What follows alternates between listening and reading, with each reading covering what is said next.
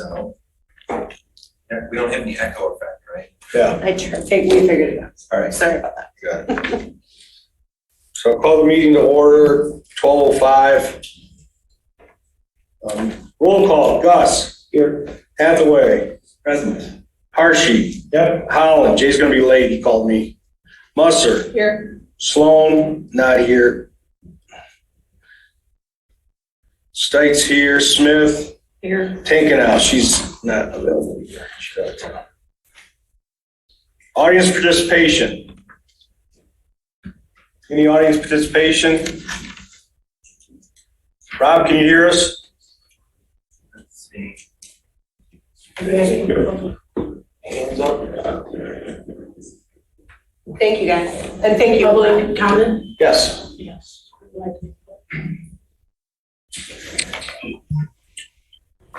Hi, I'm Kathleen Brand. I'm a Scio resident and taxpayer.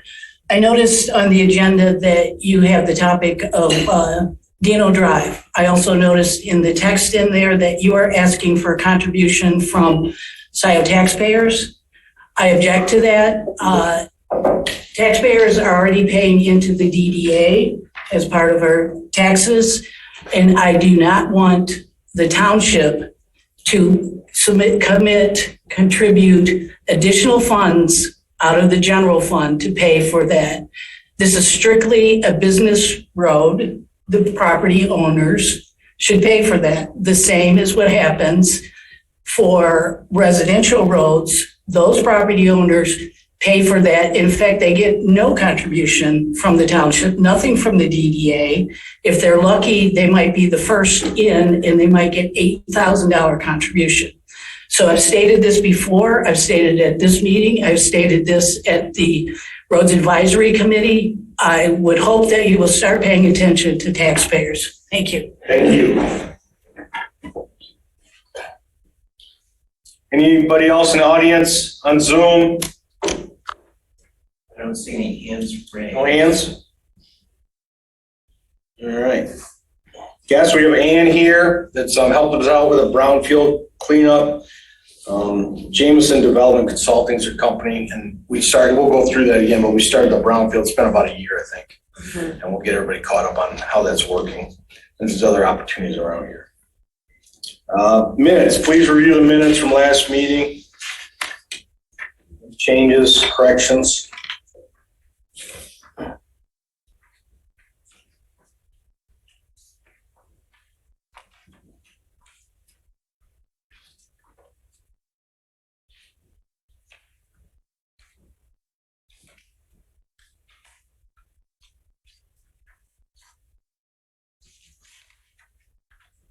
Any motion to approve the minutes as written? Second.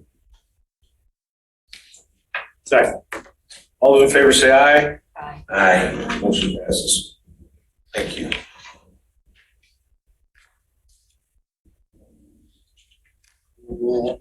Special reports, DDAs, I don't have any. Will, do you have any township supervisor report to make? I think if there's anything that's not covered in the regular discussion items, Okay. there is, we're going to talk about the Dino Drive project when we get there. That's all right. I'm fine. We're gonna go into that. New business, nothing that is not on the agenda, and then we'll get right into it because Ann's here and I don't want her to have to sit through everything. So we'll start on a little presentation from Ann on the brownfield cleanup. And again, is everybody kind of familiar with what we're doing? There's the project that this is an overview on how it works through the state, but the project that we're doing is on Jackson Plaza Boulevard? Plaza. So, Scio, like associated with Holmes Brewing Company. yeah. It's their new production facility for Smooge, which is a different product. It's a beer. It's like a fruit beverage. So they've been expanding with it, right? An adult fruit beverage, and they've been expanding their operations. So they basically took over an old industrial operation. And in doing so, there's been in the area multiple industrial operations in that area that actually had been previously flagged by Eagle, a couple doors down and adjacent to this property. And when we came in for an application, it was interesting because Eagle doesn't usually process things so quickly, but this one in particular, they really flagged quickly because they wanted to work collaboratively with the developer and the township to be able to help facilitate the redevelopment and also do some additional cleanup. So part of the whole process that we've been going through over the last really year has been getting additional information. So they've been doing a lot of additional soil borings, and the next step is doing some additional in the building sampling for soil gas, which essentially is a process where they're analyzing if they're in the soils is coming into the building and impacting the air within the building. So it's a soil gas volatilization to indoor air analysis. And in addition to that, there's areas outside of the building that Eagle wanted, for example, there were floor drains in the building where, and back in the day, it was on a septic, right? So there's a tank and a septic field. And of course, anything that goes down the drains ends up eventually into the septic field. So we did find, Applied Environmental, who's the environmental consultant, did find some additional contamination in that septic field area that will have to be excavated, removed, transported, disposed at a type 2 landfill. So it's just adding to the cleanup of the area, which is sort of the goals and objectives of Eagle, is removing a lot of the, what we call hotspots, that we have identified in association with the contamination and get that out of there. So that's going really well. And we anticipate the next steps will be final testing methodology, working with Eagle on the soil gas analysis. And then finally will be the design and installation of a vapor mitigation system in the building itself to mitigate any potential for vapors that are coming into that building. And we use the DDA as a funding mechanism for this. So it's a pass-through, it's state money. It's that's a grant, yeah. Which is free. I thought it was a loan or it was a 450,000. 700. Seven Yeah. total was, we did a couple times, but 750,000. Yeah. So it's coming through the DDA that we have to just make sure that it's applicable to the situation, which we got a couple construction people, Sandy and Rebecca, are looking at it from accounting. And then we pass it on, and we've got 2 years to complete the project. So it's an excellent way to get state funds to help in the area, clean up some properties, and go for it. So this is probably the second one that we talked about. There's another one that we talked about that didn't happen yet, but that's why Ann's here to give us an overview of how it works. So again, it can be a grant, a loan. I guess there's a couple different ones. And EAGLE stands for, what does EAGLE stand for? Eagle is our Department of Environment, Great Lakes, and Energy. It used to be the DEQ, but they changed their name, rebranded themselves. So that's our regulatory environmental agency that we work with in the state for most of all of the environmental cleanups that we do. So the cost of this site is 750,000? Well, that's actually what's been allocated to fund the project. They are working on getting cost estimates is the next step. It has to go out to bid. So they can't just come in, the consultants can't just come in and say, we're going to spend 750,000. The bids, they submit work plans to Eagle. The work plans get reviewed by Eagle and myself. And then the proposed amount for, say, the installation of the vapor mitigation system, say 200,000. That has to be also reviewed and approved by Eagle, as well as the design. So it's also another good way of ensuring, working with Eagle, that these designs of these systems are done properly. So, yeah.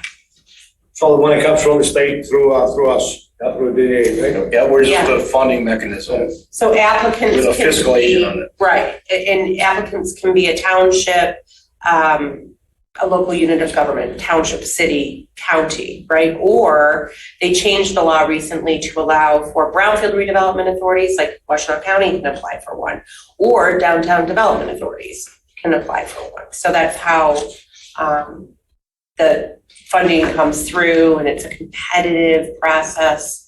And so it was, good fortune that you guys were able to get. How large is that area? Pardon? How large is that area that's contaminated? It's not that large. It's just really immediately related to the building area footprint and just outside of the building footprint.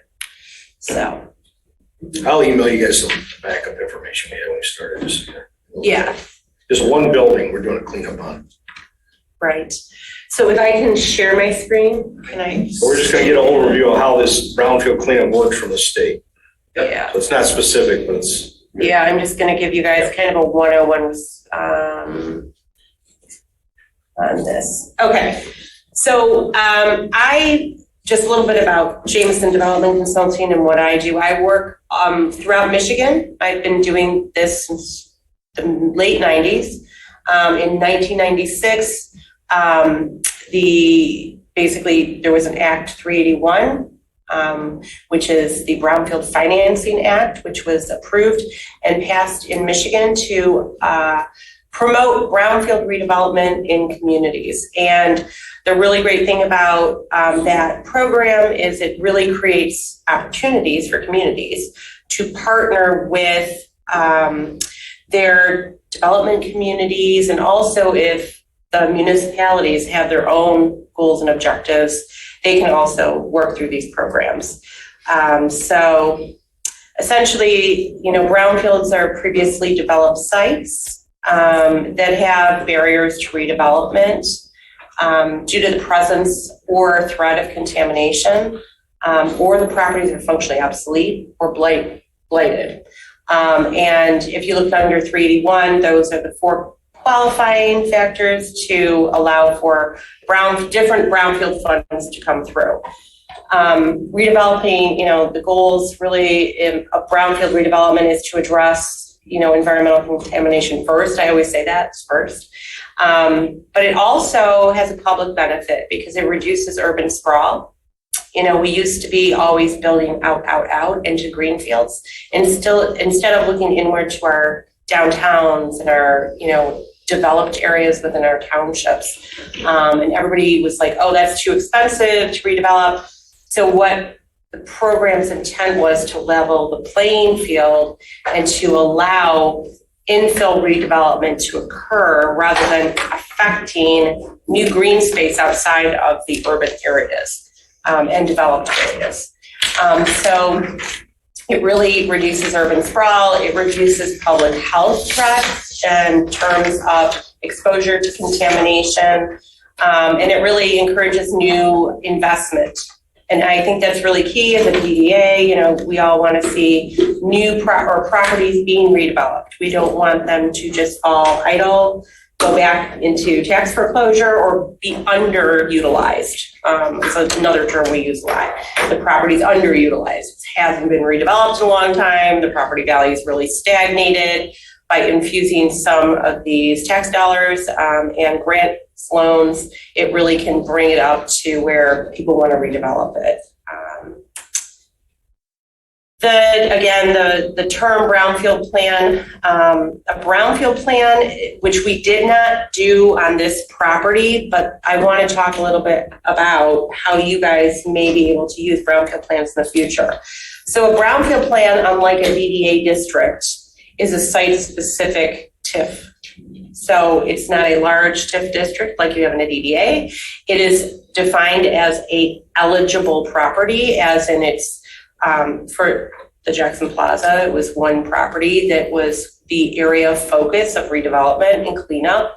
And that's how brownfield plans work. So the eligibility is basically a plan that's put together on a site-specific project. And we use tax increment financing to reimburse for those eligible costs that I'll talk about a little bit. So going back to how do you qualify a property under Act 381, the Brownfield Financing Act, there's 4 mechanisms in which a property will qualify. It can be a facility, which means it's contaminated, blighted, and I want to clarify, what contamination is. So in Michigan, we define contamination as below ground contamination, soil, groundwater, that type of thing. Not EPA will define it as asbestos, lead, things like that. For our program, it has to be a facility qualifies only if there's contamination in the soil or groundwater. Blighted, there's a laundry list of ways to essentially qualify a property as a blighted site. It can be abandoned, a public nuisance, tax reverted. Those all fall into the blight category. Functional obsolescence is when you would have to work with your assessor, and your assessor would come in and say, that building in particular that's been sitting there for 20 years vacant is really functionally obsolete. It cannot be reused used for the intended purpose that it was constructed. A lot of times we see that with old school buildings, or even public facilities like old, garage, where you have your public works and things like that. And or a historic resource. That's a historic resource basically means that the building has been designated on either a local register, historic register, or a federal register. In Scio Township, the only eligible activities that qualify are environmental EGLE specific response activities, because you guys are not in a core community. Essentially, in Michigan, we have core community and we have non-core communities that were designated back in the mid-2000s. And the eligible costs that can be covered in a non-core community like Scio Township is things like environmental investigation and cleanup, your due care responsibilities as a property owner, and environmental cleanup. It also includes like asbestos and hazardous building materials removal and abatement. So if you want to rehab a building but it has asbestos in it, you can't rehab that building until you remove that asbestos. But that is considered an eligible cost for reimbursement through the TIF. And then of course demolition is also eligible, and usually that has to be tied to it's a response activity. You're removing the building to address contamination in the ground. The non-environmental costs, which aren't, the non-environmental costs, which are usually supported by the MEDC, really only are covered in core communities. And in Washtenaw County at this point, you don't have a mechanism, you don't have a land bank. In certain communities, they have a land bank which allows for qualifying properties for these other eligible costs, but we're working on that. We'll see if that happens. So what and how long, what are the characteristics of a brownfield plan? There is a life to a brownfield plan. A brownfield plan can only last up to 30 years. Once that 30-year period is completed, you can't extend, you can't amend, it essentially terminates. So say you had a cleanup that cost more than the eligible cost.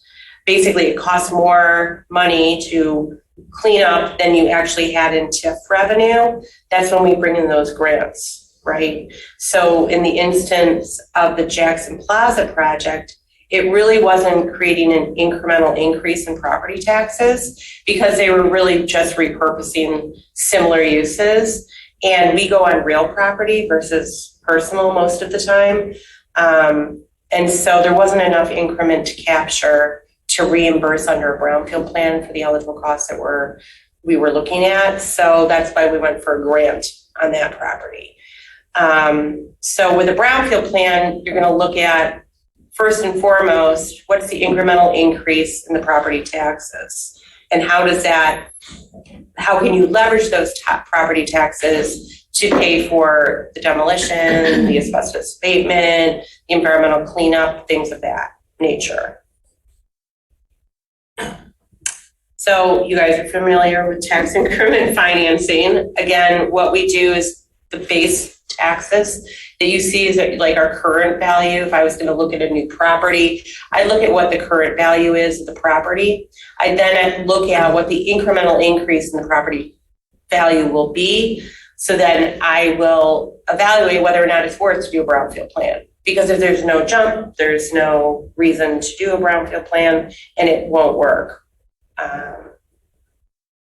Most of the brownfield plans that we do work on, you have to have a set projection that generates enough revenue again to be able to allow for the reimbursement over a period of time.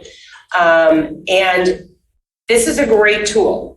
Most properties, if it's a new construction, you're going to see a big increase in property value. So you may have a functionally obsolete building or a building that's blighted and it just needs to be removed and demolished, and a new building constructed on that site. That's when this tool is really effective, because you're going to be able to take care of the demolition, maybe some environmental contamination. And I want to be clear, if there's no environmental contamination, you still can use this program for demolition. But then again, you have to go through the sort of exercise with the consultant and Washtenaw County's Brownfield Redevelopment Authority as to whether or not it's worth it, because the fact that, if it's $100,000 and you have to go through a pretty rigorous process. So I'll explain that briefly. So in order to get a brownfield plan approved, it has to go through first local unit of government. So it would have to go through Scio Township. It then has to go to Washtenaw County's Brownfield Redevelopment Authority for approval. The Brownfield Redevelopment Authority then makes a recommendation to the Washtenaw County Board of Commissioners, who then will be the final approving body in this case for that brownfield plan.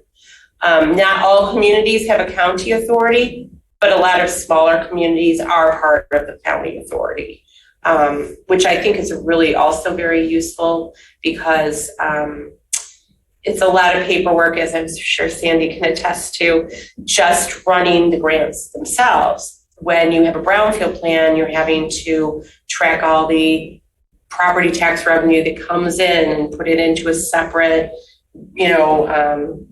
pot, kind of like the DDA, right? So you have your separate fund. The Brownfield Authority would have a separate fund. So that's why, again, regionalizing the BRAs, Brownfield Authorities is really good and encouraged, throughout Michigan. And when they approach us, this is what I thought they were going to do, and we would reduce their taxes, and then so we collect less from the new property, hoping eventually they'll pay us out a higher portion of the TIF. But it was great. It was a grant from the state. So. Mm-hmm. So how does that work? Like if you had a brownfield district within the DDA district, a TIF on top of a TIF? Yeah, where that money come? Get into that. That's exactly what I was thinking. Examples of how a brownfield plan can work in the DDA. So, so essentially, a Brownfield Redevelopment Authority can partner with a downtown development authority. And how does that work? So there's a lot of public-private partnership opportunities to do that. So the advantage, basically in having a DDA participate in the brownfield process, it allows an extra. Basically, DDA would be able to leverage state dollars that they normally couldn't. But to answer your question directly, typically what happens is there's an interlocal agreement or an intergovernmental agreement. So if a new property comes into if there's a new redevelopment in the DDA and there's pretty significant contamination, usually the state likes to see an intergovernmental agreement, which basically says, for 10 years or whatever period it takes to reimburse for the eligible cost, the DDA will forego the new property tax capture on that property. You'll still be getting the base value that you always got, but any increment would go to the Brownfield Authority to then reimburse the property developer for those improvements. A lot of times when I work in DDAs in Michigan, we will put together a public-private partnership. So I have a couple examples in here. I kind of went over this. This is talking about interlocal and so forth. But here's like an eligible property example. So I'm working on, we are completed, on a property in Wyandotte. It's in their downtown, and it was an old city hall. The building was basically sitting there for 8 years. The city had vacated the building and had moved to another building for their operations. So a developer came in and was interested in redeveloping the building itself, because it's the downtown, right? And the DDA itself wanted to do some public infrastructure improvements. So if you see here on the map, we had the project site, which is property of the developer. The developer was going to rehab a building, repurpose it, make it into a mixed-use development where we had residential and retail first floor, and he's adding on 2 stories. He needed the adjacent parking lots, so the DDA sold him the 2 adjacent lots that were previously owned and operated by the DDA. In addition to that, we worked with the Michigan Economic Development Corporation, which allowed for leveraging of public dollars to do improvements in the DDA district. In your case, we couldn't do that because you're a core community. But what could be done is that, there could be a public-private partnership on the property itself. You can leverage the property taxes off of the new development for future projects within the DDA, if that makes sense, like public improvements, because your TIF district allows for public infrastructure, whereas the brownfield in your community doesn't. So that's why that public-private partnership would be ideal. So if, for example, the Jackson Plaza project needed an increase in storm or an increase in water, the increase in the property taxes could be leveraged to be captured by the DDA to assist with those public infrastructure improvements down the road. And the brownfield would pay for leveling the playing field for the developer so that he could actually do the deal, so that your property taxes are going up in your DDA rather than stagnating. That makes sense. So this is maybe a better example. This is in the village of Milford, where I live just outside of that area. This is right on the edge of their downtown development authority. There were 2 parcels that were slated for redevelopment, one to the north, which you see here. It was pretty much vacant, but there had been some historic dumping, landfilling on it that had to be addressed. There were also some wetland issues that had to be dealt with. And then on the southern parcel was a old industrial site. So this industrial property had been constructed in the 1930s, various operations, and there was significant contamination where we found different types of chemical constituents that were literally volatilizing to ambient air levels. Meaning, if I demoed all this and left the contamination in the ground, I couldn't even put a park there because it was so contaminated. So in this case, we leveraged, with the assistance of Eagle, we got a $2 million, we got $1 million grant and $1 million loan to do all of the cleanup out here, including the demolition and remediation of the asbestos-containing material in the building. In this case, the DDA did not want to enter into an interlocal agreement. But it was interesting because the development's actually going to be housing on the north, and on the south piece is going to be townhomes. So they were primary residents. So we didn't really have a whole lot of property tax coming from the state. So they allowed, because they like to see a 50-50 kind of split.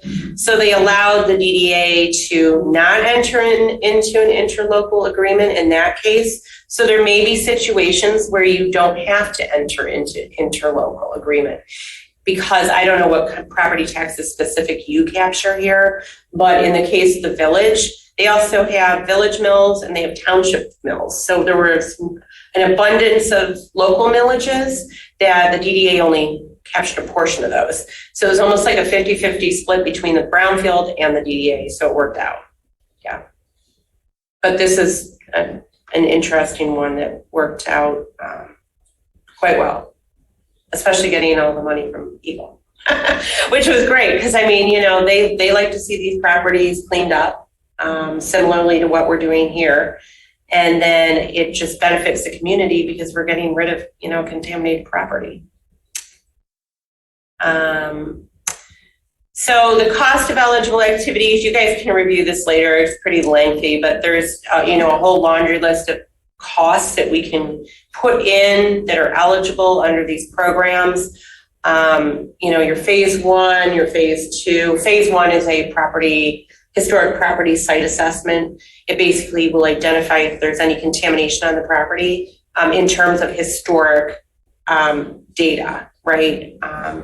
If there's recognized environmental conditions that are identified in the phase one, that's when you do a phase two, which is a soil and groundwater testing.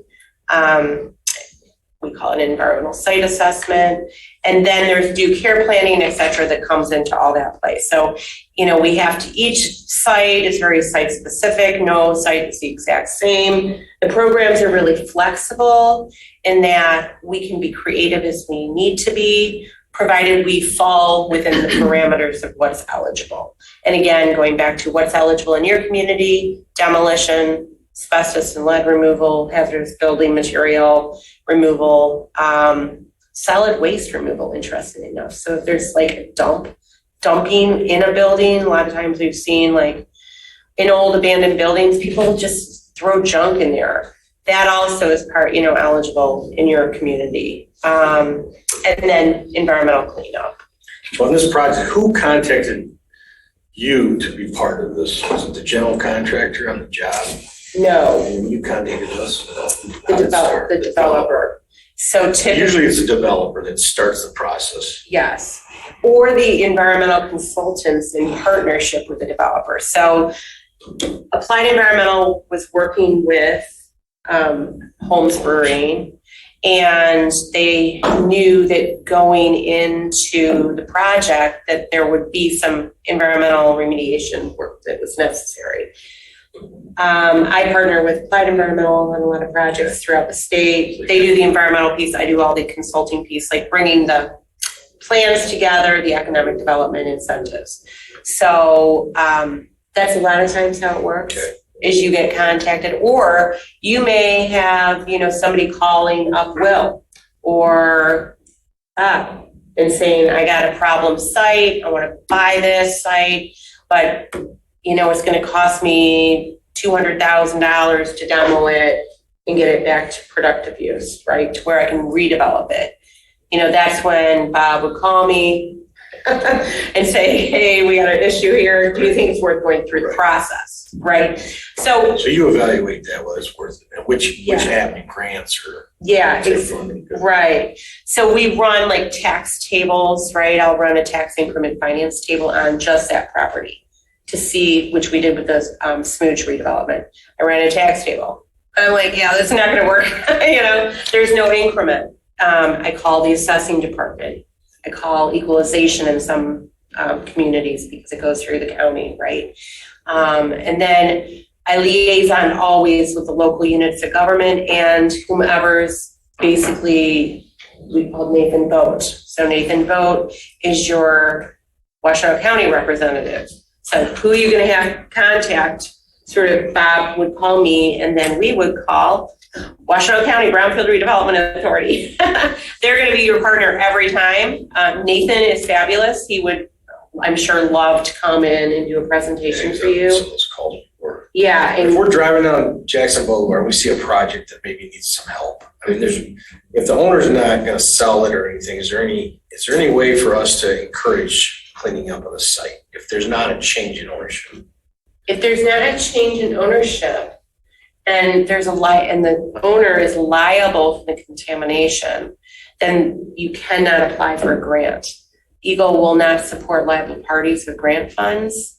If there's a change in ownership, Right, that's the opportunity, right? that's the opportunity. Now, if there is a developer or business owner who's owned the property for 25 years and they've decided they want to repurpose the property and they want to do something new or do a bunch of upgrades, and there's,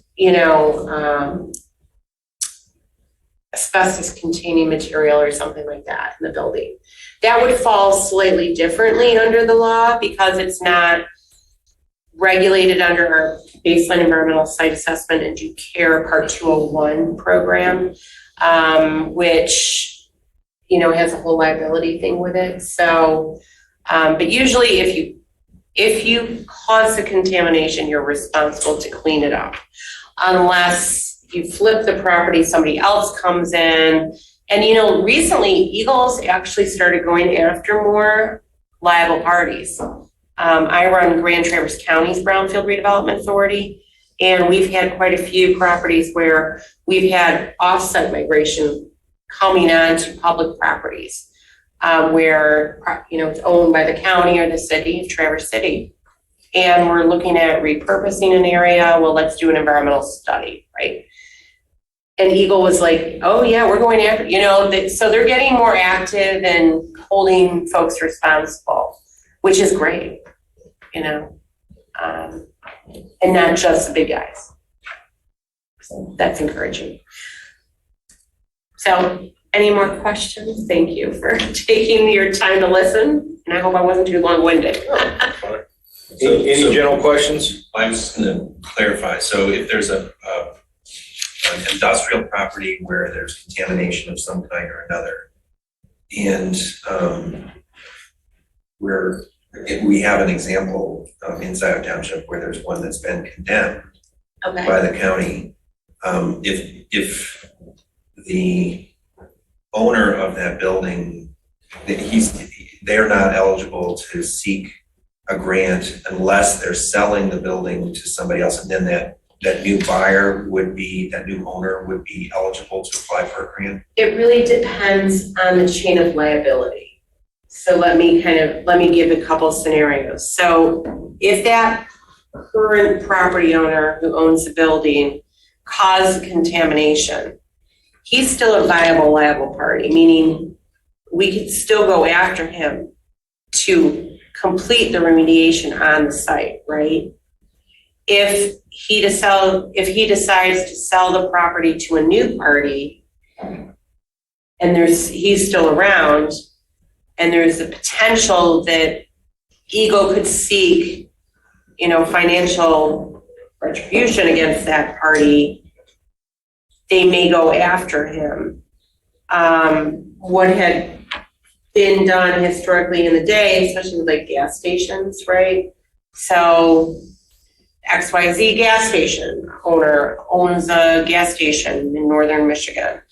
They abandoned the gas station. They haven't operated the gas station for 20 years, right?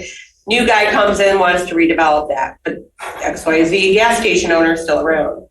Oftentimes that is sort of overlooked because it's been such a long period of time that it wasn't, in operation and really nothing's happened.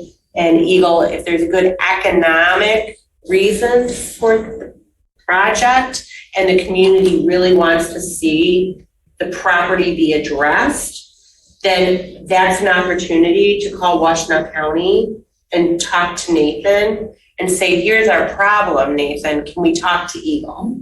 Which I believe you would be out of Jackson District Office. So first would be to contact Holden Branch, who's your Brownfield Redevelopment Authority rep, or Brownfield rep, not authority. He came here with that one. He came here to that one meeting. And I'm happy to help facilitate, that too.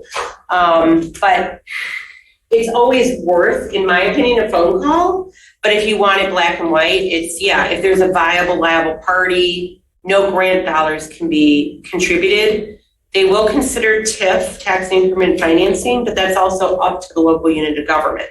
So if you, see a situation where it's really affecting your quality of your community and you really want to see that building gone and you want to see it remediated, you're worried about groundwater contamination, whatever the case may be, then there are mechanisms to work through it.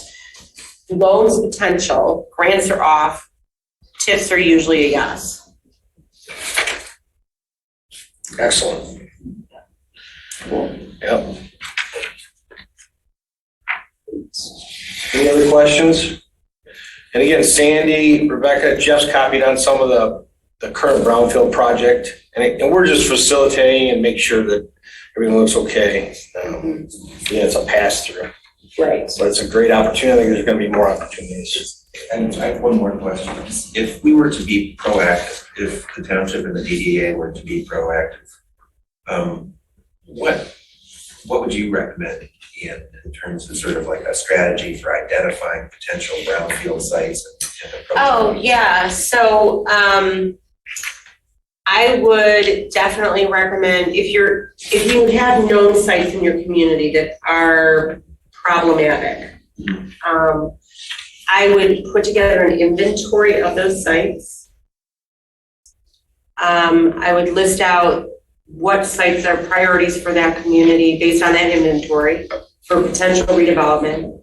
From there, I would contact Nathan Vogt and probably Nathan first, sit down and discuss with him if there are absentee landowners or if the properties are being considered for sale, right?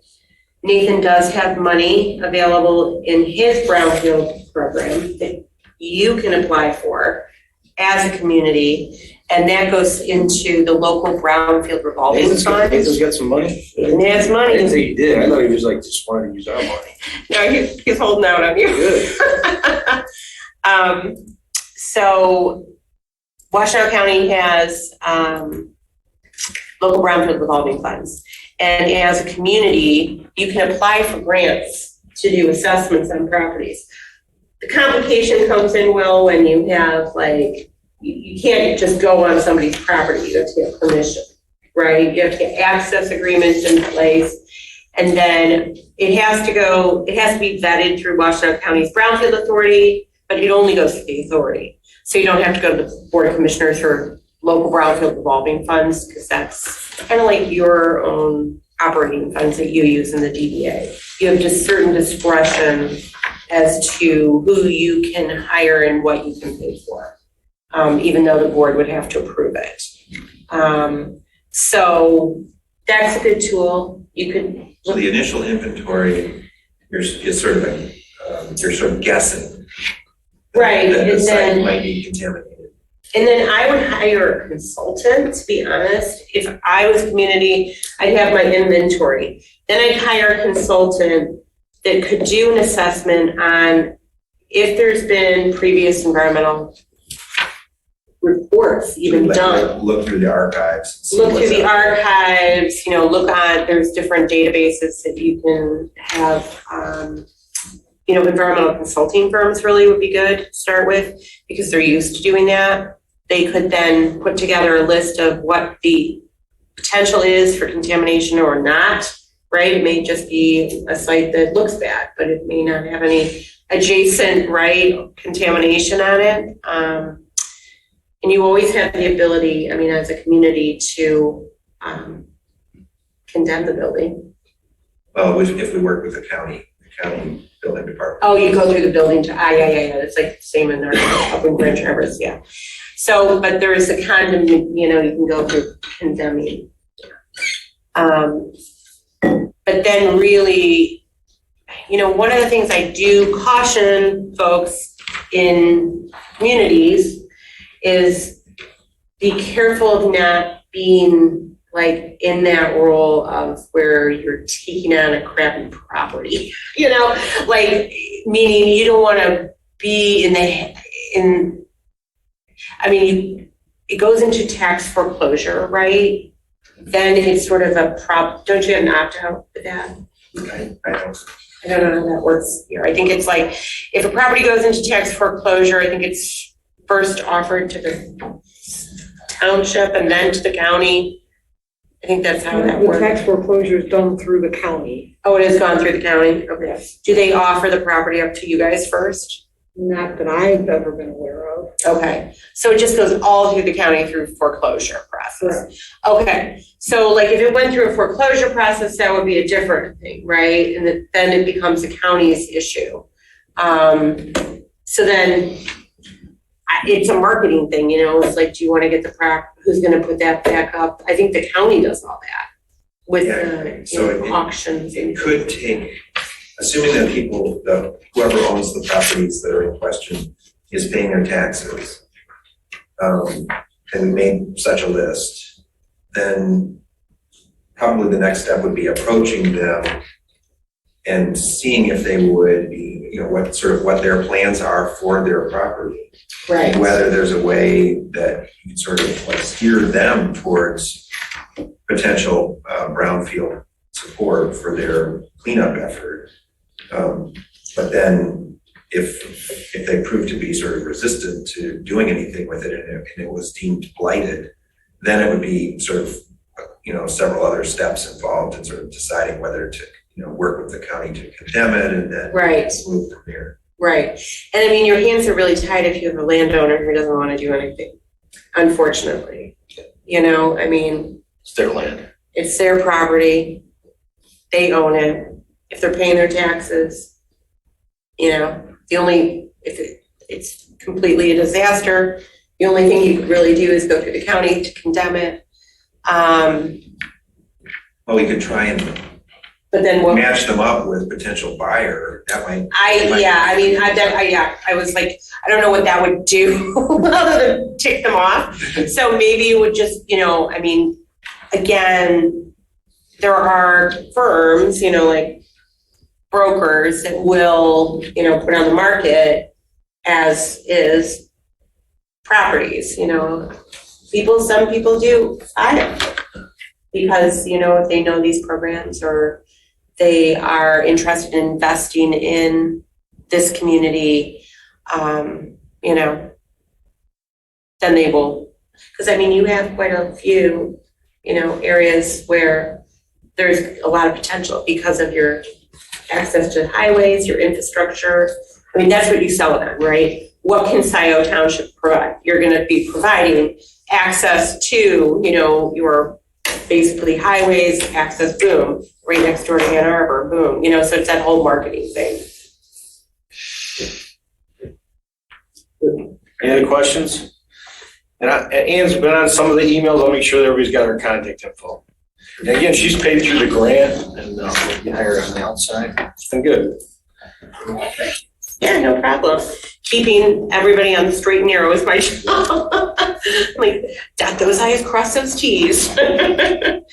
So, all right, well, thank you for your time. Well, thank you again for coming and talking. Yeah, no problem. You guys have a great rest of the summer. It's been a super one, hasn't it? Been nice. Yeah, nice. So, Good. all right, see you guys. Yep. Bye.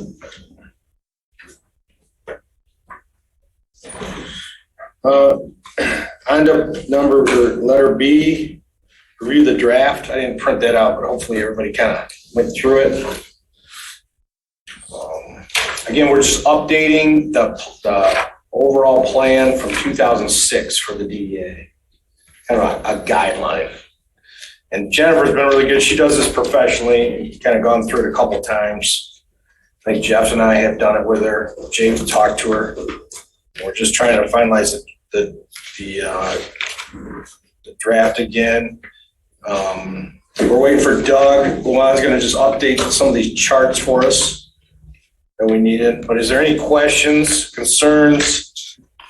So the things we're supposed to focus on are those that are highlighted. Exactly.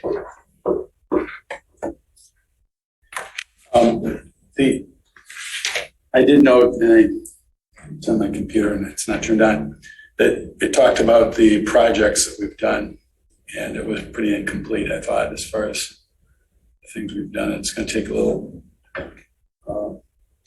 investigation, racking of the brain to find out. Sandy might be be able to help with that too. As far as where Yeah, I mean, what we've seen in other DDAs, they list kind of what projects they've done in the past 5 or 10 years and kind of a projection of what they're going to do in the future. Again, even on this one, they had Jackson Boulevard, the phase 4 or 3, whatever the one is going down there that we didn't complete. So it's a guideline. But yeah, if there's any projects that you did or you remember. we didn't talk about, what we did as far as Parkland Plaza, as far as Parkland Plaza All sidewalks. those, yeah, we could list all those. Contributing to the design, we were a major contributor to that. I haven't written down home, but it. Yeah, if you just forward that, we'll work that in there. It's good. The boundaries aren't changing. To change the boundaries of the DDA, which is interesting, when she was talking about Milford, maybe those apartment buildings aren't in the DDA area. But to change this, we got to go through the state. This would be a big job to change these lines, which we're not looking to do. The only thing that we would do, again, because our DDA goes for another 10 years. And we might extend that, or we should extend that, I think, and we'll come up with reasons why. But one of the reasons why is if we do a project like this, if it's longer than 10 years, the DDA has to exist for more than 10 years. So, putting that up to 10, 20 years would be beneficial, I think, to the community. Is there anything else on this? Again, it's not finalized. We'll bring in a finalized. What I don't want is Jennifer to work her tail off and come up with a final, and then we all beat her up over it. So if you're going to have any input, do it now. I think she's done a great job. And again, looking at other DDAs in Michigan, they're all over the map of what they put in there, but I'm kind of using the same outlines that we did. And Doug LeWan did a lot of this back in 2006, so we should be able to update these maps for us pretty easily. All right, any questions on that? But again, any suggestions are good. We'd love to have them. Landscaping committee, we just put that together last meeting. Guys, did you talk? Have you looked at anything? I talked to you guys. I'll defer to We have talked. We did. I could add 2 cents to that. Go ahead, you can start. Well, I believe that Mr. Holland and Mr. Butskakis met with KBK Landscaping, and they're coming up with a bid. And I talked with LHI Landscaping, and after we get the bid for KBK, we'll talk with LHI. Good. Just to sum it up. Yeah. You can go into detail if you'd like. Go ahead, Trey. You go ahead, Gus, because you were kind of No, leading the conversation. we met with Chris, and I told them approximately 53 beds out there that need to be either taken out or redone, or he says he's going to put something together, something temporary together. Say, okay, gentlemen, this is what it's going to cost, and if we want to proceed, he's going to put something real detailed on a nutshell. That's basically what we told him. We try to keep as less maintenance as we can. That'd be the bottom line. Jay has some good ideas with some trees with very small leaves, that we can use. So, and he's supposed to get back. He gave us some numbers, but let him come back with something final. Chris's comments were around the fact that there's so much junk that gets caught in these. Yep. I guess, lack of a better word, briar patches out there. Yeah. That just collect everything, and then there may be a few of those we want to keep that are like almost maintenance free, but they've become so, many of the shrubs out there have become so woody, I guess is what the discussion kind of wrapped around, that they should be either removed or replaced. They're past probably being most likely difficult to heavily trim and have them come back. Trees, since there's a tree fund, right? There is a tree fund. And I'm assuming that's Yes, available. Virginia, there is a tree fund. I'm assuming that's available to us since it's been there. That's what I was wondering, because I see they cut down some trees, some dead ones. Are they going to replace them? Well, there's a tree fund available we just have to apply, correct, Will? Well, we need to have some kind of a procedure, a plan. I think my view is that there should be a priority for planting on public land with the public fund. But that we need to develop some criteria for the types of plantings and the locations, and some kind of procedure for people to submit an application. we experimented with planting in a right-of-way near a project over on Marshall near Merlin, and because the road commission had required the removal of some trees as a part of that project. And personally, I think one of the criteria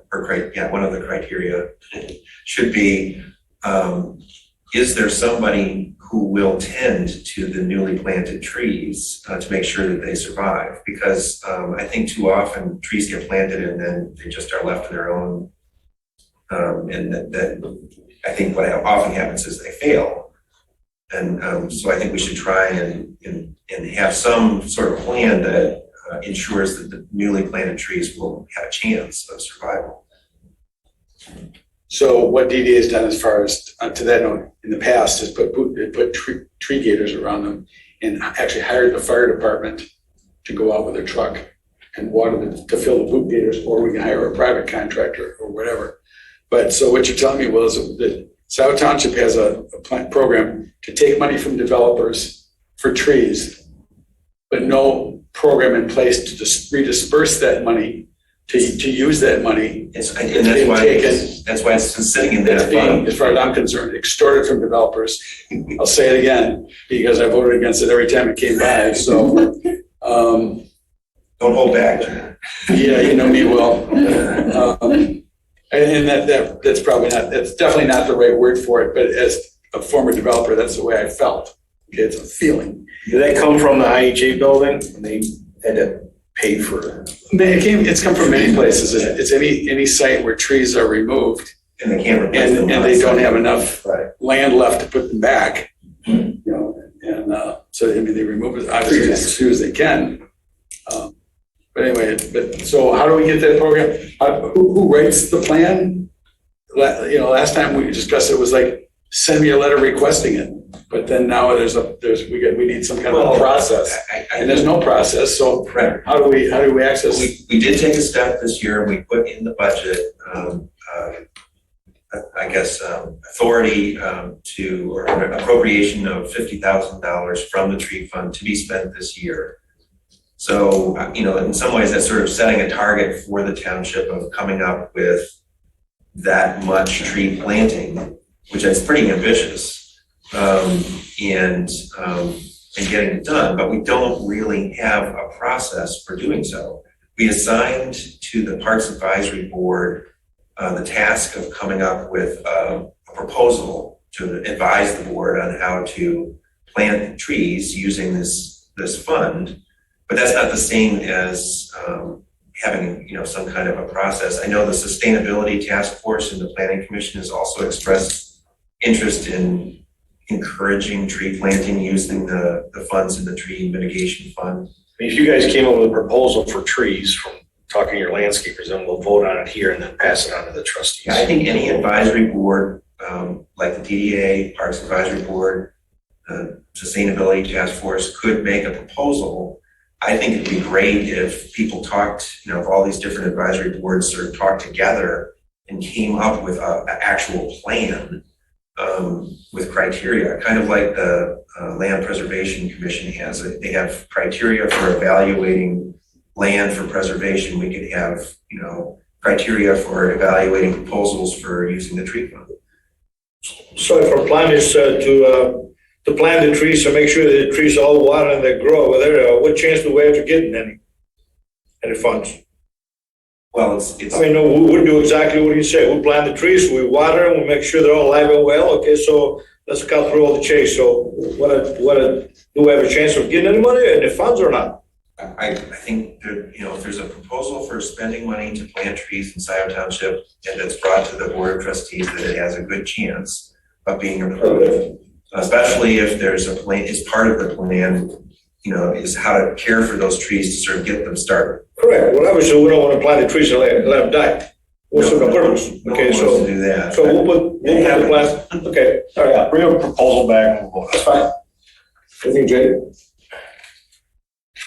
All right. Chance of getting a couple. Yeah, it's just kind of enlarge the process that we're burdened with we can't just apply for the trees. No. Say this is what we're going to put in it sounds like there's going to be a process involved. So maybe we need to hire a consultant to get us through the process. Well, the DDA has funds, and because this isn't maintenance, this is landscaping, I think the DDA has the power to decide on its own how it wants to, landscape. I think, I'm not sure to what degree the Board of Trustees has any kind of control over that process. That sounds like the funding is there. Sounds like our request may be rejected because we have other money.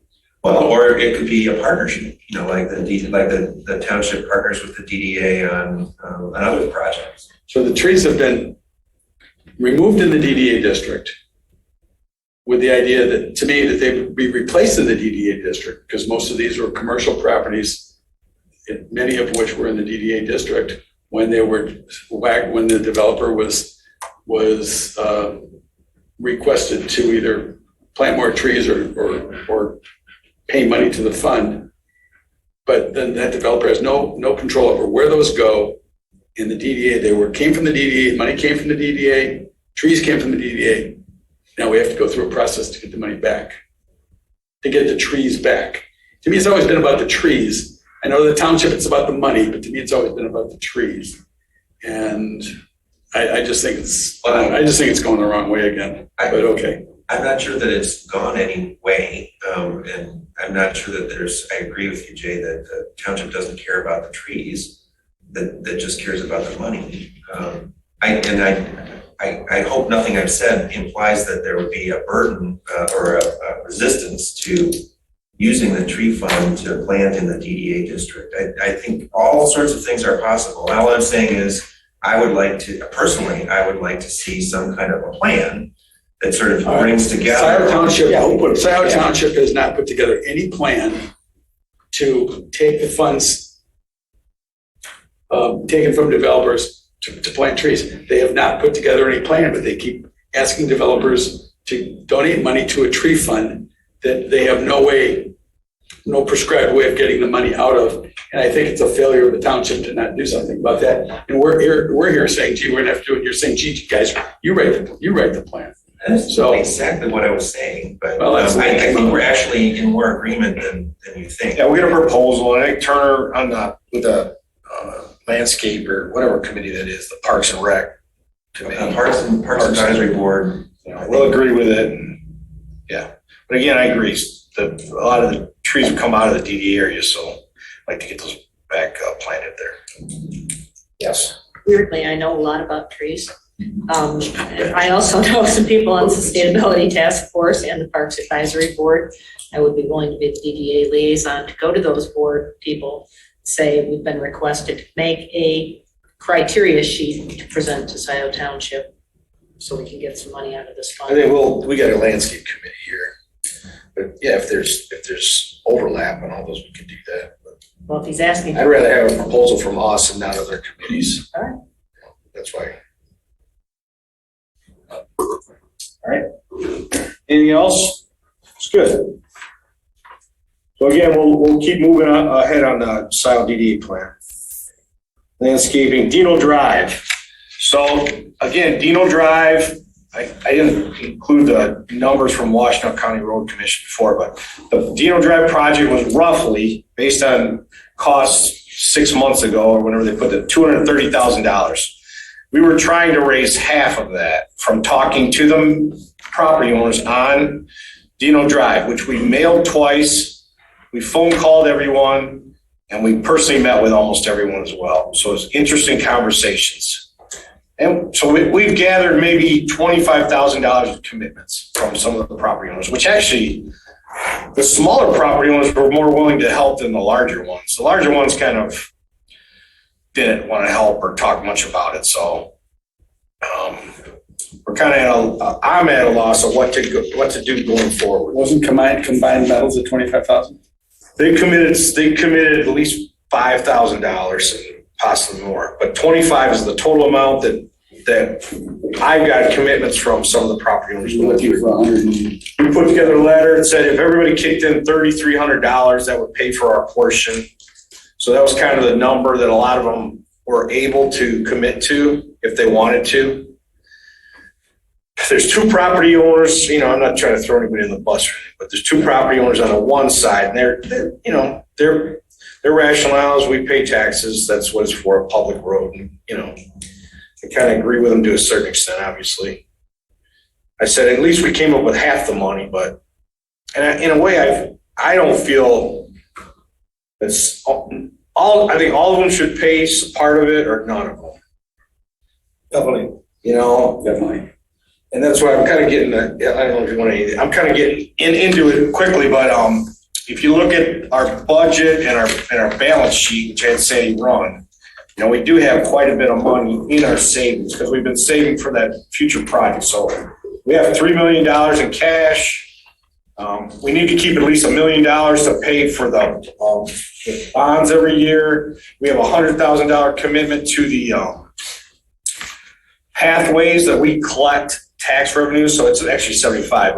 We kind of, in our minds, want to commit maybe $100,000 to projects for that because it's a tax increment we're receiving because that millage passed.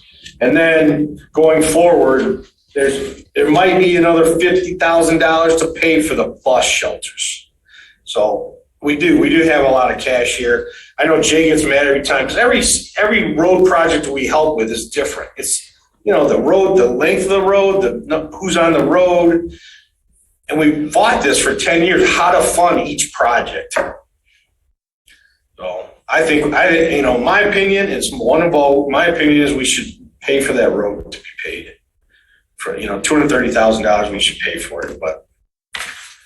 Well, when I sat on the local roads committee, we went to residential neighborhoods and suggested the same thing that we're suggesting to this group, except that they were suggesting that the neighborhood pay for the entire project through a special assessment district.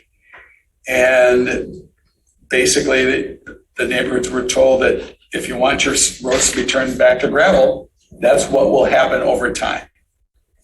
And do you think there's any benefit to you to have your road redone? And apparently these people don't think there's any benefit to them, or they're just like, let somebody else pay for it. And my attitude is, I'm not gonna bite on that. I think they should contribute. I don't think contributing $3,300 a property is outrageous, since they will have a bigger benefit than that. And if they can't see that, then let the road turn back to gravel. Well, I do think those other property owners, if we send them a bill, they would obviously pay because it's a bill. It's not just a suggestion. Then we got trustees and SAD, which is going to take 2 years, right? Yeah, It'll take 2 years. Then they're gonna have to do it. I do agree. It should be all or nothing. But we've offered to pay half. I know. I mean, these residential neighbors, nobody offered to pay half, and the people did it anyway. And Parkland Plaza, right? You guys paid all of it. We paid all. Right. And that's what so again, April Drive was partially funded. So it's. And you have met with all the property owners. Yeah. And no dice. Some of them. Very few of them. Yeah. No, yeah, some are willing to pay more, but it's the smaller ones and the ones on the end that have either 200 cars driving to work down there. And really so they couldn't see the benefit. Well, they see the benefit, they just don't think it's their responsibility because it's a public road. It should be taxed. You explain to them they're gonna end up with dirt. Right. Well, they know it. And that road is, if you go down there, it's bad. Like I didn't realize how bad it was. Yeah. But Scio Township signed the road agreement with Washington County Road Department this year, and Dino Drive is on that road agreement, so the county's planning to do it. Wait. Yes? No? Well, there were two agreements. Yeah. Remember, this is the second agreement, and we haven't actually signed that. That one was not signed. Right, because it was written to include a lot more than just Dino Drive. So that was one of the things I was going to report when we got to this agenda item. So Jim Harmon was the person at the County Road Commission staff who oversaw these annual agreements, including dust control and so on. And he retired in June. So he's now been replaced by Adam Lee. And so if we are to proceed, then we would sort of need to pick up with Adam where we left off with Jim, which was to revise that second agreement to focus on Dino Drive and then finalize it and move forward. We haven't done that yet. So there is no agreement with the road commission to do this project yet. And where it stands is that Jim had started, I don't know how far he got, revising that agreement to bring it back to the township. So that it would just be for Dino Drive during this construction. But the cost then will also reflect the current cost structure. Likely it will not. I don't know if they would change the cost. That proposal I saw, it looked like you guys took the roads outside of DDA and did a bid, and then you did They did the DDA residential separate. roads and then they did the commercial. DDA Just separate. the first road agreement and the second. So that agreement that is not signed, would ever be signed? I'm sorry, would it? That agreement, the second agreement that is not signed, right? Correct. Would ever be signed or would ever be reality? It needs to be changed before it could be signed. Needs to be changed to what? They Just had- Dino Drive, just to narrow it down. They had It 3 was roads. Before it included more projects. What chances I have? What chances I have of getting done? Well, that's what we're talking about. I mean, the DDA voted earlier this year to pay for half of the projected cost for the Dino Drive project. And the idea is that either the township or the property owners would come up with the other half, or some combination of the township and the property owners would come up with the other half of the cost. And that's where we stand. And Bob has been working away at trying to get the property owners along Dino Drive to participate. And so we've gotten as far as Bob has gotten with that. And we've gotten as far as the road commission has gotten with revising the agreement, but we haven't signed it and we haven't secured the other half of the funding. Because every year, Washington Road Commission gives Scio, say, these roads probably need work. And then between Will and the trustees figure out, and the road committee now, figure out which roads really need it and how to fund it. It doesn't say Washington Road Commission will fund this. It says these are projects that probably could use some work. How are we gonna do it? So they signed the first part of that, but not the second, which is DDA, because a lot of them see the assets in the DDA and expect us to help pay those, which I kind of agree with a little bit. Yes. So Scio Township DDA has agreed to pay half. Who else has agreed to pay anything? $25,000 from the property owners. That's it. Now, That's it. Scio hasn't yet. Scio does have it in their 22 budget. Scio budgeted 1/2 of the cost in case they had to pay for it. But the board would still have to vote Yes, to authorize the expenditure from the budget. Yes, but it's non-committed funds. If my We had to memory, vote on it. if my memory is serving, we received $5,000 from Combined Metals. Right. That's I got commitments from the other ones. They just haven't told them to hold off and write the check until we. So one of the property owners has already paid towards this project. That's how anxious they are. I would say they got off, yeah. Yeah, and they're also the biggest user of the road, both in weight and distance. I'm still concerned. We don't have if Scio doesn't have the second agreement signed, we don't have a committed fee for the job. We go Could be back to higher. the road commission now that diesel is $6 a gallon. Right. Um, That's exactly what I was The saying. number is likely different than it was in February. Well, they always say in their agreements that this is an estimated cost. So even if we had signed an agreement that had that figure in it, they could come back and say the actual project cost more. The road commission is a particularly, well, they are what they are. Right. They're used to these contracts. But Linda, you think that Scio, the trustees, budget for $150,000 for Dino Drive? They budgeted for 1/2 of whatever the fee was. I think it was $235, but I honestly don't remember. But again, it's not committed fees. It's in the budget. It could be requested. It was budgeted in the revolving fund, which for the new people on the board, The revolving fund came about when we paved, Jay, what street was it? The DDA paid to pave, April Drive. and then the township set up a special assessment district and assessed the property owners a 50% of the cost. That money went into this revolving fund.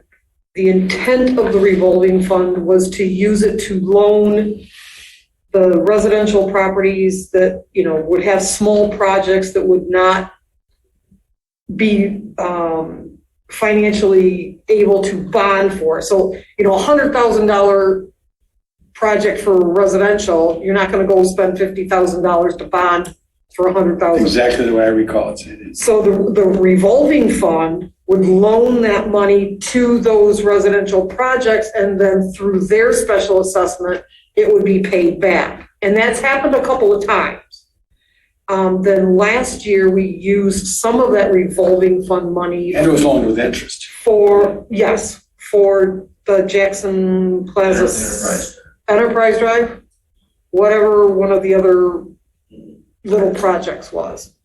So this year, we did budget the other half in the revolving fund with the hopes and the prayers that the property owners would pony up as much of that money as necessary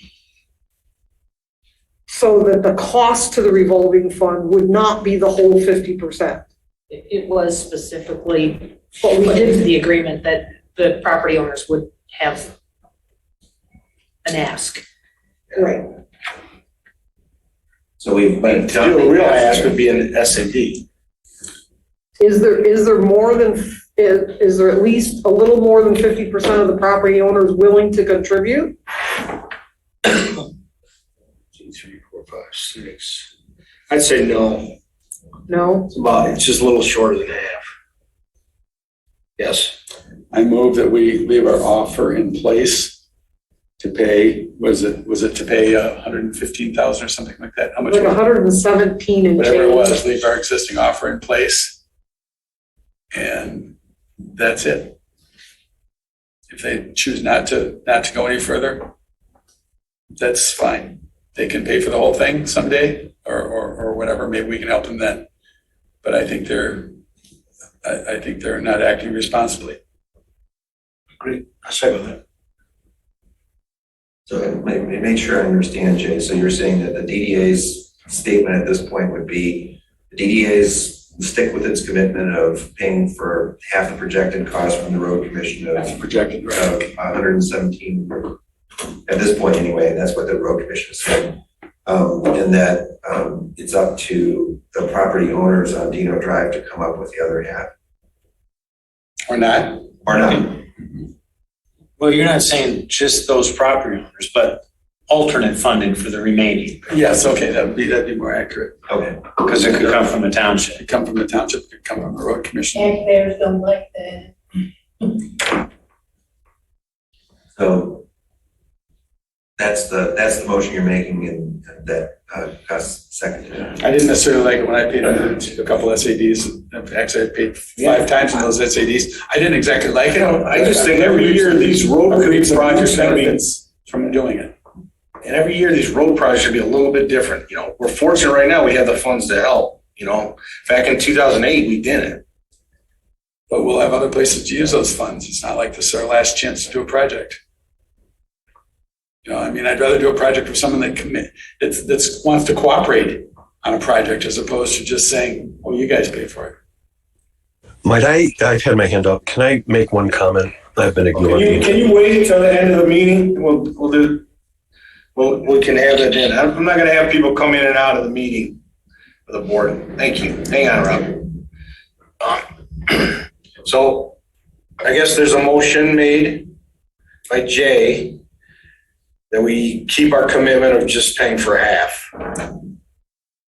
Half of the estimated cost.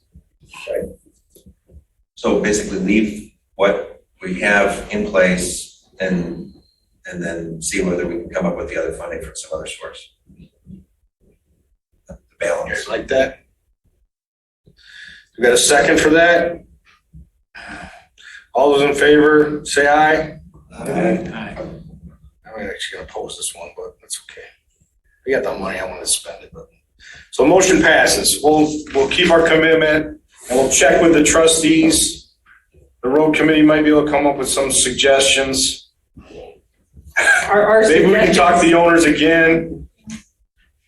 I mean, I kind of left letters to them pretty open, like we're trying, I wanted it kind of friendly, and it was, and they're good people. It's, just difference of opinion, how things are funded, it's natural. So can I just ask a clarifying question? So Sandy, we have one payment from one business on Dino Drive. What happens to that under these circumstances? Do we give it back or? Well, it's sitting in the revolving fund.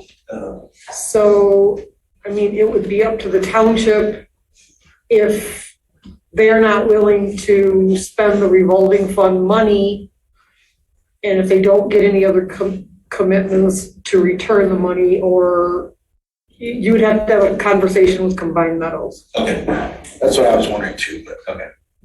We'll figure it out. yeah. I was just thinking the same thing, we meant to get it back to them or something, but they were receptive, so.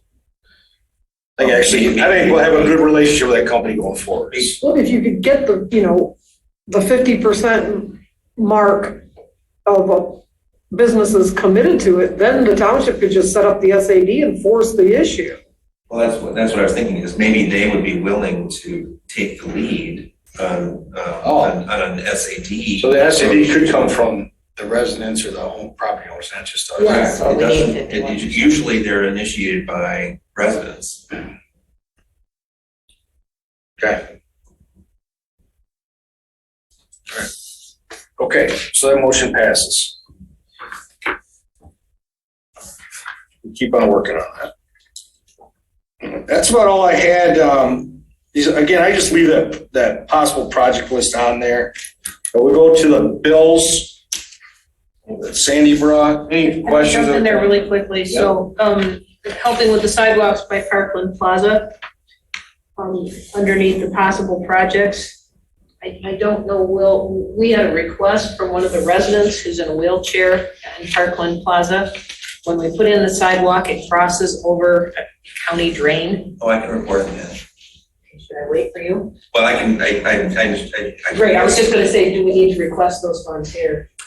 I think A guardrail has been requested so that you can't tip your wheelchair into the county drain when you go by it. There's about a 3-foot verge. Yeah, I think we talked about that before. we did, and I think there's a plan that won't necessitate an allocation from the DDA.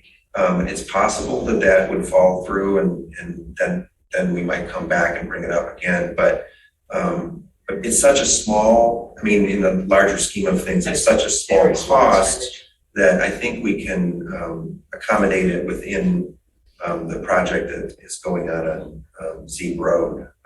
That's what I've tried to work out with OHM, our engineering firm, and the folks who are doing that project. Basically, it would be to put in a similar fence to what was put in along the Wilds farm. A couple of 4x4s and supports. Yeah, it doesn't have to be meet a particular standard in order to serve the purpose of providing some kind of physical barrier between the sidewalk and the slope down towards the creek. But if you walk by there, you'll see why not just this particular individual with the wheelchair, but anyone walking along there might feel a little like it was risky. It does feel that way. I went and looked at it, and I think it's justified, and it's only a couple $1,000, I think, to put in the section of fence to provide that barrier. Can I ask one more question, sort of on the same thing? So maintenance of the sidewalks for Parkland Plaza and then along Jackson Road. Last winter, we had a contractor that cleared the snow a couple of times. Is there any? Well, technically, we're not supposed to pay for maintenance for those roads. For the sidewalks? And even, we had that issue on the boulevard, it's not, so that's exactly, but all the sidewalks is who's gonna pay for the maintenance? I think that's why too, we've been asked to kind of minimize, maybe beautify and minimize kind of Jackson Boulevard for that reason. But it's maintenance from, some other, now fixing it up, beautifying, those things are usually fall in our interest. But yeah, it's all in the eye of the beholder, but That we can do, but people pushing strollers through 6 inches of snow. I it's not agree. a That's DDA right. problem. Yep. It, then It's again, yeah, so. Yep. It's good though. I've driven back there a bunch of times now. well, there's a lot We of need to people. get those people using the sidewalks. They still want to walk on the road, It's like you put the sidewalk there, but are they gonna use it? Anyways, Well, if it's covered with ice, the answer is no. yeah. Anything else? And again, we collect $75,000 of the new millage for the sidewalks, so we should use 75 to 100 each year to help in different endeavors with that. We don't have to, we could just use it for our TIF money somewhere else, but I think we should use it for that purpose. So keep on bringing those up. That's, again, not for maintenance. Then looking at Sandy's bills, we got Kyle Workman on here, which is again Doug. So he's gonna help us here, put together update those maps and charts. Huntington Bank, they administer our bonds, so we pay them as well. Washington Engineering bus shelter, so it's in old business here, but the bus shelters are gonna start finally in August. So we've got one property that still hasn't signed the easement, but it's actually the IHA building, which went through a different ownership. But we should be getting that soon. They want them all done before they start, so the contractor can just go around to all the locations. So that should start. But again, we paid for the shelters that are in storage, paid Washington Engineering, we'll have to pay the contractor to finish them, so we'll have some expenses there. And this grant program, again, so we get this from the state, it's a flow through. We get it and then we pay it out. And Sandy's been tracking it. I thought we were just paying the one general contractor, but I guess we cut checks to all the different. Yeah, and I cleared that up when I caught her on her way in, because I was having difficulty with all of the stuff that she sent, figuring out exactly who was getting how much. But we received that $36,802.29 in May. So now we gotta cut the checks back to them, because we're just a pass-through. And I apologize, but the amounts of the first two didn't get over into the total column. So the total of the regular checks is $1,647.50. It's just those three little baby amounts. And then we've got the $36,800 for the pass-through. And again, I threw Jeff on there. That's something, because they're talking about air conditioning, refrigeration, construction. I don't know anything about that. So it's just good to get somebody else that kind of knows the terminology on there besides the accountant, just to see what sounds correct. All right. I think that's all we got right on that. Yeah, vote. Yeah. So, And it's a roll call. a roll call, It's money. because why? It's money. Anytime you spend money, it has to be roll Roll call. call, so every meeting should do a roll call on this week. Yes. So all those in favor, say aye. We'll do a roll call. Sandy, Gus, Jeff, Yes. Linda. Yes. Aye. Aye. Motion passes. And again, old business. So again, you hopefully will see some of the cement being poured for the bus shelters in August. We're finally getting that project. It took about 2 years. It's been good. The only correction we're making is the one in Jackson Farms is not going in. It's going to be on the street, which actually would probably be better in the long run anyways. South Farms. They had a bank. They had refinanced some issues, so the bank had to sign off on it. We just decided to pull that and put it out front. But it'll be good. Any other questions? Any questions from the board? Yes. Let's go back on sidewalks and snow There you go. maintenance. It's popular. Well, it's high visibility. If in the process of doing snow bidding for my other properties, I had someone pull together a bid, is there any function where for the winter of 2022, 2023, the DDA funds of the $50,000 for sidewalk could be used for the Jackson Road sidewalk Okay. Right, There's that, no no way. maintenance. Personal maintenance removal, there's no way we can do Not anything. allowed, It's gotta go through the township board. yes. I'm gonna rank And that. all these things, it's interesting, because again, it's great to put them there, but it's the maintenance is the cost of everything, and how is that gonna come up, who's gonna pay for that? And, I hate to say it, Scio's got a plan better for that. You might be able to get a grant from the state, but then maintenance for the next 30 years, who's gonna take care of that, so. And the bus shelters are the same issue. I thought the property owners supposed to be keep them clean. They are. They are. I mean, I'm doing about 1,000 feet of sidewalk, so why? Well, we've had issues along Jackson Boulevard, we gotta send a letter if they're not doing it, but Discussions. liability, who's responsible for it? Legally, it's the property. I like to be on the budget to get a grant. I mean, I'm doing over 1,000 feet, But I agree.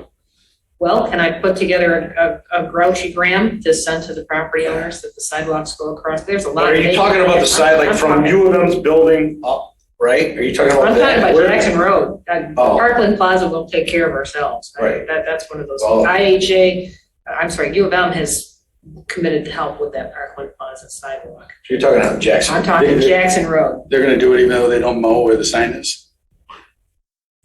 That's owned by the Washtenaw County Road Commission, that portion, and Somehow U of M got the right to use it, but not maintain it, I guess, huh? yes, we all used to pay $50 a year to Right. cover the mowing for years, and They're then such a good neighbor. We had problems just this bridge, 'cause some people would do up to the bridge, and then I think the federal government owned the bridge, and then, so it's always gonna be an issue there. Yeah. yeah, I did. All right, any other questions from the public? Rob, you still there?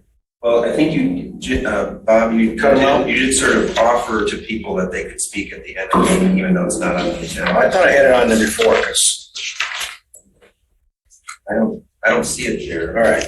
But if, I think this would be the point at which you would offer it up to the public if they have a comment to make. Right, that's what I just said. And I see a couple of hands, so. Go ahead. I think Jonathan was the first.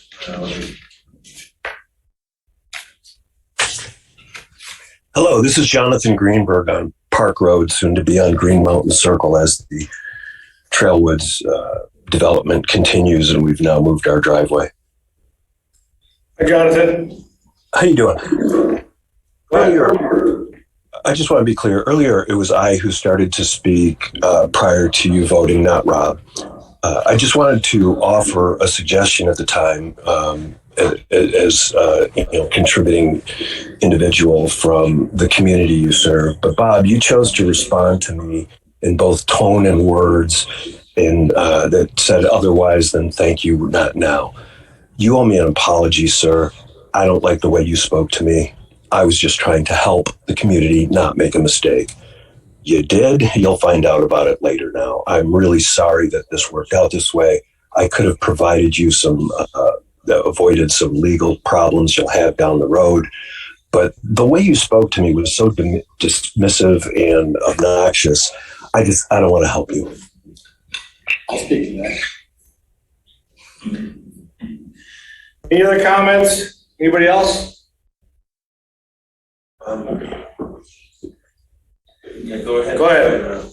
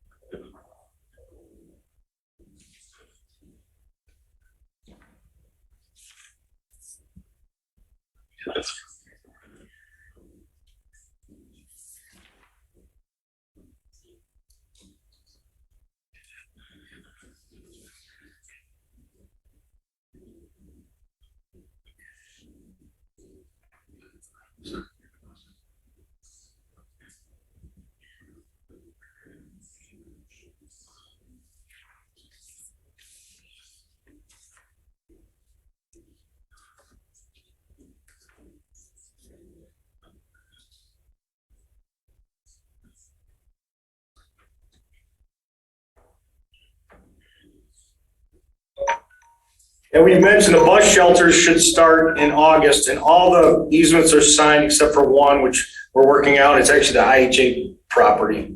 But it's gonna go forward finally in August, so should get those going. As far as the brownfield cleanups and I'd leave that to the environmental experts. Ann was here. I think if you wanted any specific questions, maybe reach out to her. And that's really the first one the DDA has done. But again, I think the state has money for those cleanups. It can definitely help our community. We should look at all the alternatives of using them. But some are grants, some are TIF money, so it just depends on the project. But good questions, thank you. Anybody else want to comment? Anything else? On that or on other things? Yeah. Any other questions of the public? I don't see any other hands raised. Thank you. I'd like to find out, how do we have our public meeting set up so that people have to be recognized from the public in order to speak? They can't just butt into the meeting in the middle of the meeting and then threaten our chair because he asked them not to speak in the middle of our meeting. Because I thought that was a threat myself. I did not threaten anyone. I You're out of asked for order. an Excuse apology. me, you're out of order. It's all right. It's okay. We'll talk about that. Jonathan, I would invite you to come to the meeting. I think, if people get together, they collaborate better, communicate better. And again, Zoom has been excellent for a lot of people, but it also has brought out, some feelings that are a little more hostile than I think is needed in our community. So why don't you come to the next meeting and I think we can work it out. I know who you are and where you live and ride my bike by there all the time. So how do we avoid Well, that that? sounds like a threat. Yeah, I'll come by. No, I'm joking. I'll come by the next meeting. Good. We welcome you. Yes. Okay. I'm Jay. Your question is sort of complicated in terms of how to respond or how to keep control of the meeting. Believe me, I've wrestled with this question with Board of Trustees meetings. But basically, the body, the committee, has to, in the public meetings, offer time for public comment, as you know. And the DDA traditionally has offered time at the beginning of the meeting. If the DDA chooses, it could also offer additional time at the end of the meeting. And Bob made a choice as chair to do so today, but it wasn't on the agenda. And all that's required under the Open Meetings Act is one opportunity for members of the public to comment during a meeting. But someone burst into the middle of our meeting to make a comment. And I know with the planning commission, there were participants and attendees. And attendees are the public, and participants are the board or the committee. And is there a different format you can use with your Zoom? Well, That would basically, there may be different where you have to recognize people in order for them to speak if they're here from the public. I don't know the technical settings for Zoom meetings and all of that. I don't pretend to be an expert on that, but it is set up so that the person who's operating the controls can mute people, but people have the ability to sort of take themselves off mute. And I think that's what happened. So I don't know if that's a change in settings or what. We could set it up so Yeah. there's a mute during the meeting and then open it up. Is the DDA required to have both Zoom and in person, or can they say we only do in person? The town, I believe the township's policy is that all of our advisory committees, all of our commissions are encouraged, if not required, to follow the same procedure as the board in terms of allowing remote participation. Now, whether they are also recording their meetings, which is a question that came up earlier, is another matter. And my understanding is that different boards and commissions have opted not to, and I think in the past, the DDA has opted not to record its meetings, make video recordings of its meetings. I think open meetings, we all have to be here, board members, but we chose to leave it open to the public on this Zoom, which is fine. Might I add one perspective? It's up to you, Bob, whether you want to allow. Yes, go ahead. Earlier, when I quote burst Jim's in, already screwed up, so go ahead. no, honestly, I'm trying to help. Earlier, when I quote burst in, all I did was ask if I could make a comment. I did not burst in. I was trying to be polite. I know, we just, I understand again, there are, we're just trying to let the board communicate during the meeting and then the public can comment before that. But that's fine, no hard feelings. there are plenty of settings that I can help. There's plenty of settings to limit what I and others can do during a conversation in terms of unmuting. Like right now, I can unmute and talk to you. But definitely meeting settings where you can lock that down. Yeah. Just come to the meeting next time and you don't have to use Zoom. I'll be there Saturday. Good, thank you. All right, any other questions? All those in favor of adjournment, say aye. Aye. Motion passes, thank you.